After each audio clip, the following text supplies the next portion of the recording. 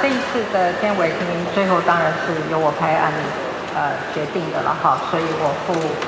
所有的责任啊。那现在有很多的声音认为说，当初在决定这份监委名单的时候，总统的决策圈是不是太小，有小圈圈的问题？那总统，您认为说你应该负完全的责任吗？这一次的监委提名，最后当然是由我拍案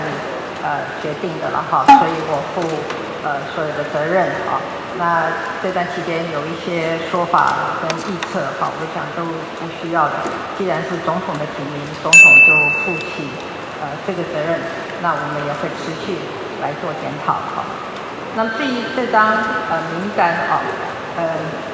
我们不能说因为里面有国民党属性的被提名人不多哈，所以就说它是绿油油。事实上，这一张名单的色彩还蛮丰富的哈。那我们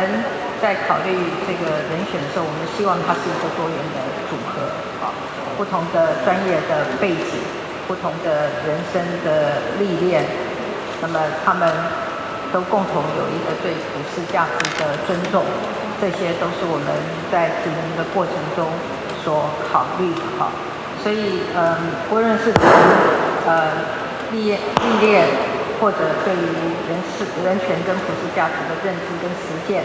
那么或者他们在生涯当中的重要的历程啊，无论是在公务机关或者是在民间，那么所做的很多的事情，所累积的历练，都是我们在这次提名当中所考虑的哈。那我们当然也非常的希望能够透过这一次监委的提名来体现超越党派，共同守护国家利益的价值啊，这个目标呢，我们也会继续的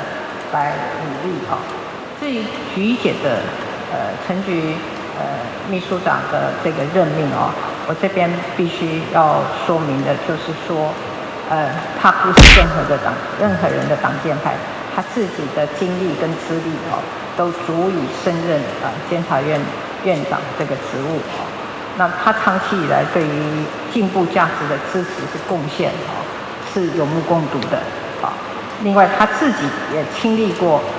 身经历过这个威权时代，那也受过压迫但是即便再大的压力，再大的甚至于失去自由他都不改他对人权的坚持跟投入那他从政以后呢，不论是在中央任职还是在地方任职，他的政绩都非常的好那他的行政的经历更是难能可贵，所以从各方面考虑来讲，我们觉得他是一个适当的人选。